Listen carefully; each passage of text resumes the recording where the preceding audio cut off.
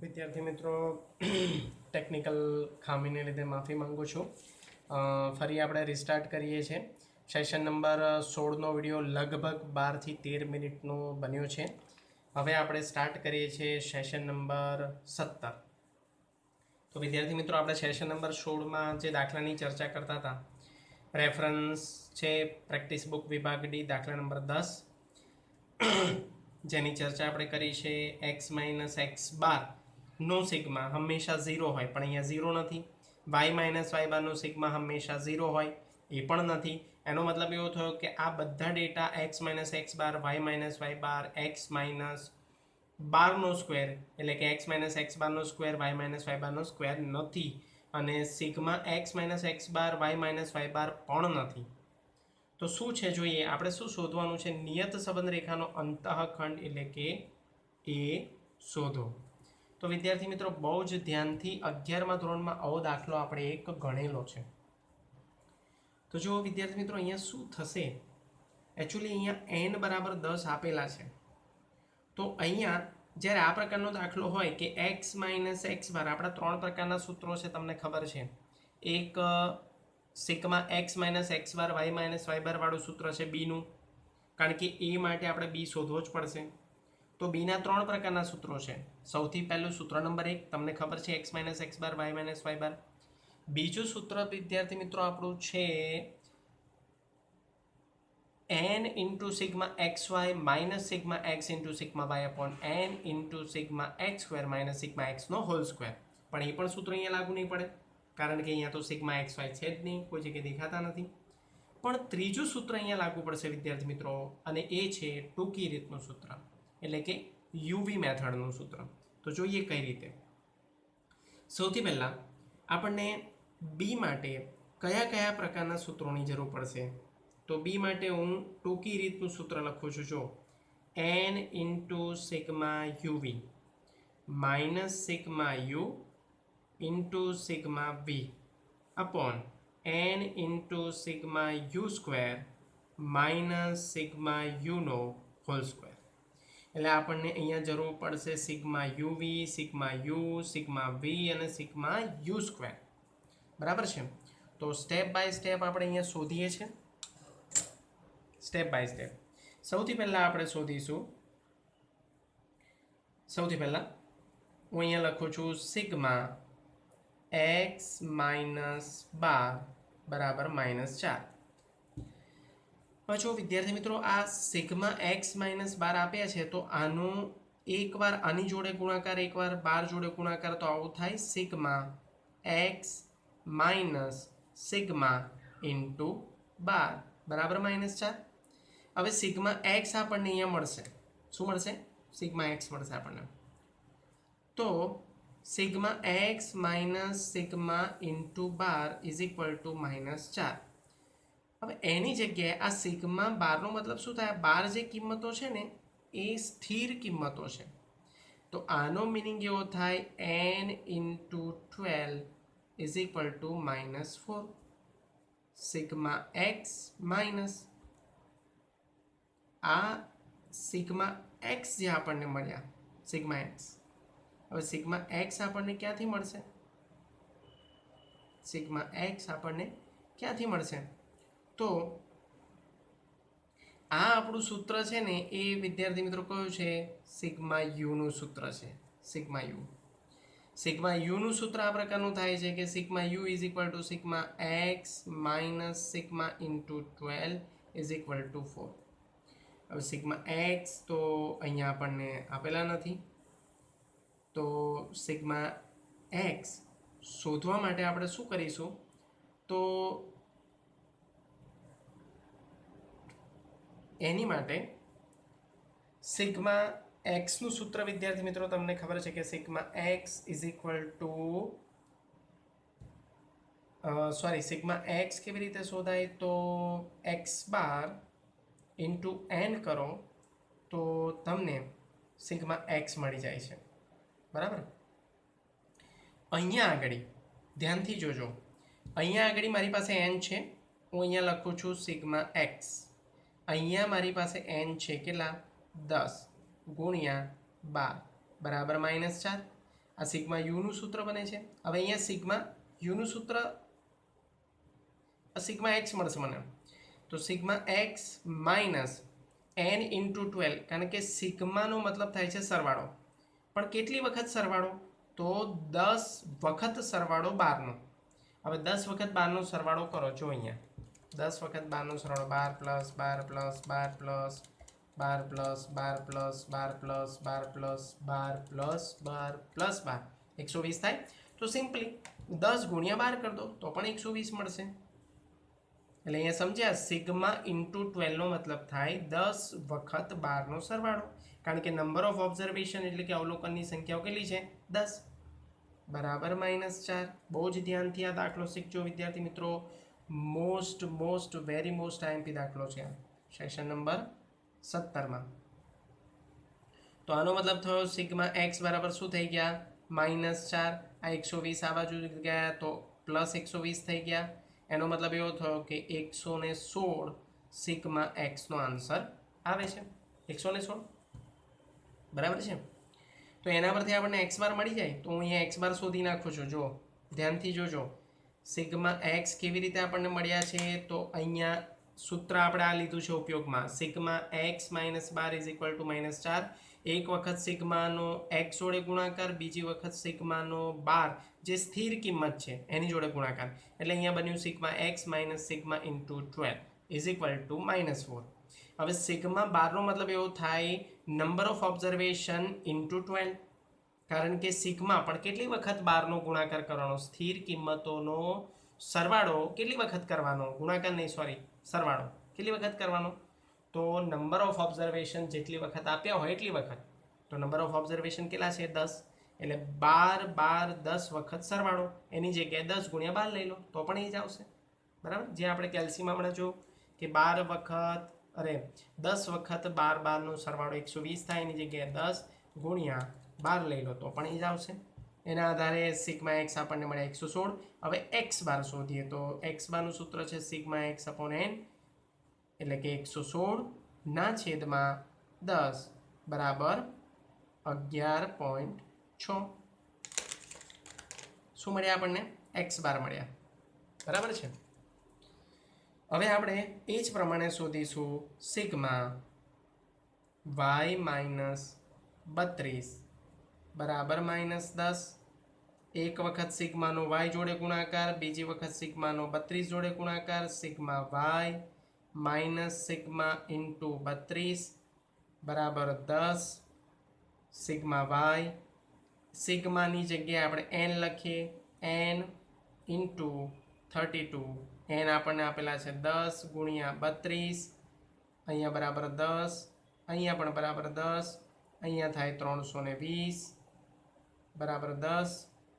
Sigma Y તો sigma Y બરાબર થશે -10. 320 આ બાજુ જાય તો પ્લસ થઈ જાય, એટલે આપણને મળશે 310 સિગ્મા વાય. અને એ રીતે આપણને મળી જશે વાય બાર. સિગ્મા વાય અપોન n બરાબર 310/10, એટલે આપણને મળશે 31. બરાબર છે વિદ્યાર્થી મિત્રો. આ આપણને મળ્યા છે વાય બાર. આની આપણને જરૂર પડશે શામાં? તો અંતઃખંડ શોધવામાં. હવે આ કયું સૂત્ર છે વિદ્યાર્થી મિત્રો? ધ્યાનથી સમજજો. આ આપણું જે સૂત્ર છે એ ઉપરનું સૂત્ર હતું સિગ્મા યુનું, એટલે સિગ્મા યુની કિંમત કેટલી થઈ? -4. આ આપણું સૂત્ર છે સિગ્મા વીનું, એની કિંમત કેટલી થઈ? -10. હવે આપણે જે શોધવાનું છે એ શોધવાનું છે, આને આપણે કહીશું સિગ્મા યુવી. તો આપણને એક્સ બાર અને વાય બાર આના આધારે મળી ગયા. તો આ બીનું જે સૂત્ર છે, આ સિગ્મા યુ થયા, આ સિગ્મા વી થયા. અહીંયા આપણને આ પ્રમાણે આપ્યું છે, જો વિદ્યાર્થી મિત્રો, કે સિગ્મા એક્સ -12 એને આપણે ફેરવ્યા સિગ્મા યુમાં, જેનો જવાબ આવે છે -4. અહીંયા આપેલો છે, જ્યાં ઉપર તમે સૂત્ર જોઈ રહ્યા છો. આ જે સૂત્ર છે એ છે સિગ્મા યુનું. બરાબર છે. અને સિગ્મા વાય માઇનસ 32નું જે આપણે ઉપર સૂત્ર લીધું એ થાય છે સિગ્મા વી, જે થાય છે -10. તો એનો મિનિંગ એવો થયો કે બીજા બધા જે સૂત્રો છે સિગ્મા x - 12² બરાબર 16, તો એને આપણે શું કહીશું? સિગ્મા u² બરાબર 16. સિગ્મા y - 32, તો y - 32ના સ્ક્વેરને આપણે શું કીધું છે? સિગ્મા v² બરાબર 40.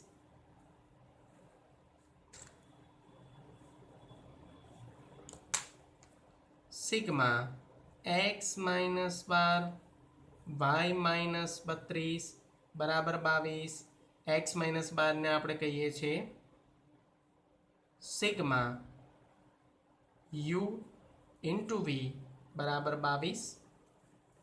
તમને ખ્યાલ હોય તો આપણે જ્યારે 11મા ધોરણમાં ભણેલા ત્યારે આવું કરતા હતા કે અહીંયા આપણે એવું લખીએ છીએ કે સિગ્મા x - 12 આ બરાબર 4 છે. અહીંયા આપણે લીધું sigma x minus sigma into 12, આને આપણે કહીએ છીએ સિગ્મા એ ધારેલો મધ્યક. સિગ્મા x માઇનસ અહીંયા બરાબર આનો જવાબ આવે છે 4. તો આ બંનેનો જે ગુણાકાર છે એને આપણે આ રીતના કહીએ છીએ કે સિગ્મા સિગ્મા હું સાઈડ પર કાઢી દઉં તો આ શું થઈ ગયું? x - a બરાબર -4. દેટ મીન્સ આ થઈ ગયું સિગ્મા યુનું સૂત્ર. તો આ એક સમજણ છે કે સિગ્મા યુમાં કઈ રીતે ટ્રાન્સફર કરવા, કારણ કે તમને ખબર છે યુનું આપણું સૂત્ર થાય છે u is equal to x - a. અને જો અહીંયા સિગ્મા લગાવી દઉં તો અહીંયા પણ સિગ્મા લાગી જાય, એટલે અહીંયા થઈ જાય sigma x minus sigma a. બરાબર છે? તો આની સમજણ હું તમને આગળના લેક્ચરમાં આપું છું વિદ્યાર્થી મિત્રો. પહેલાં અહીંયા જોઈ લઈએ આપણે કે n into sigma UV, n into sigma UV જે આપણે અહીંયા લીધા છે, n ઇન્ટુ સિગ્મા યુવી આપણને અહીંયા આપ્યા છે, જો લીધા છે 22 માઇનસ સિગ્મા યુ જે આપણને આપેલા છે -4, સિગ્મા વી જે આપણને આપેલા છે -10. પછી n અહીંયા લેવાના બાકી રહી ગયા છે વિદ્યાર્થી મિત્રો. 10 ગુણ્યા 22, 10 ગુણ્યા n into sigma u square, sigma u square એટલે x - 12નો સ્ક્વેર 16 આપેલા છે, માઇનસ સિગ્મા યુનો હોલ સ્ક્વેર તો -4નો સ્ક્વેર. અહીંયા 10 ગુણ્યા 22 છે, ધ્યાન રાખજો. અહીંયા આગળ 220 -4 40, પણ કેવા +40 થઈ જશે. 10 ગુણ્યા 16 એટલે 160 અને 4 ચોક 16 પણ પ્લસમાં ફેરવાઈ જશે. 220 -40 એટલે કેટલા આવે છે? 180 અને 160 -16 એટલે આપણને મળશે 144. તો ફાઇનલી આપણો આન્સર મળશે 180 છેદમાં 144 એટલે 1.25. તો બી બરાબર આપણને મળ્યા +1.25.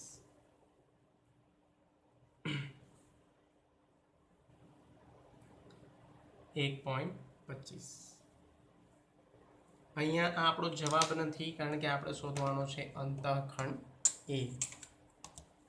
તો વિદ્યાર્થી મિત્રો અહીંયા હું તમને ફરી કહું છું કે હું તમને એ આપણે અહીંયા જોઈએ છે એ બરાબર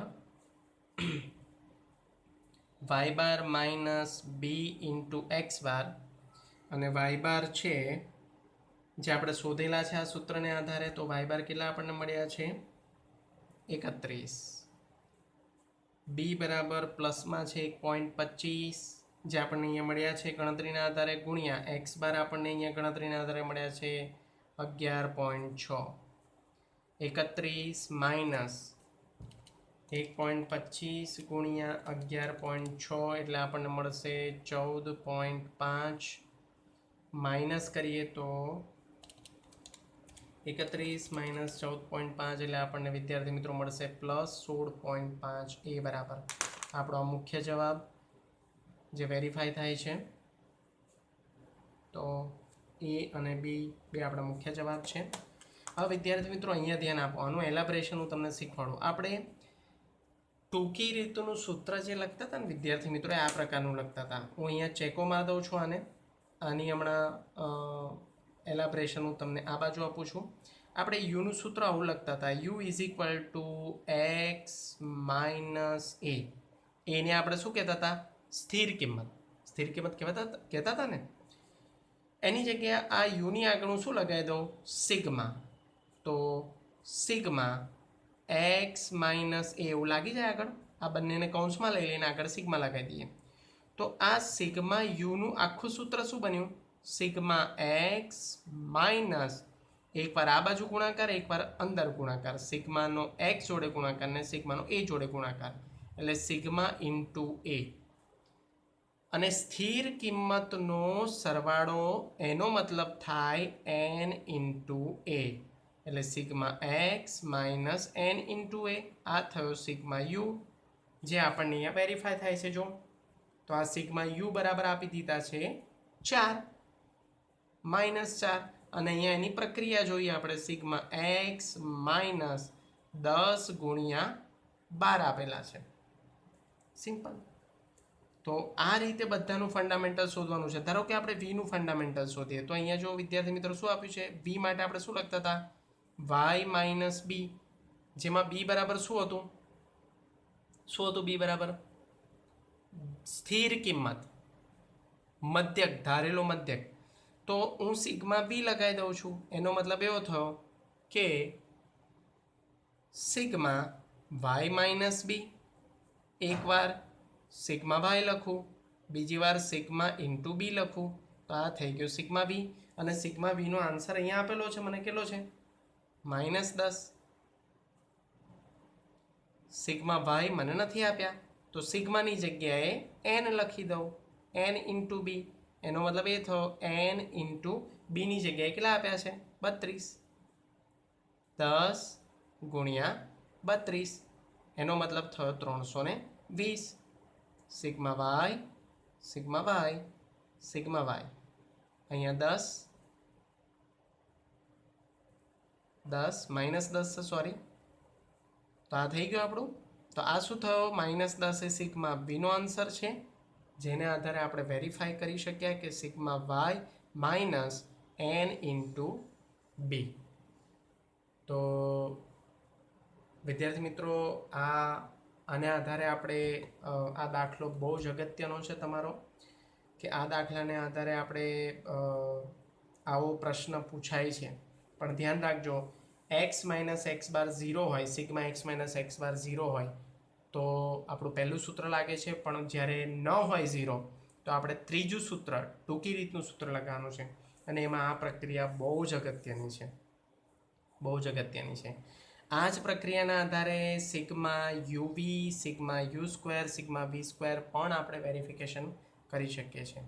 તો વિદ્યાર્થી મિત્રો, સેશન નંબર 17 હું અહીંયા પૂર્ણ કરું છું. અને સેશન નંબર 18 હવે પછી આગળના લેક્ચરમાં હું સેશન નંબર 18માં મારા વિડીયો મૂકીશ. Thank you. ઘરમાં રહો, સેફ રહો અને ભણતા રહો. ઓકે.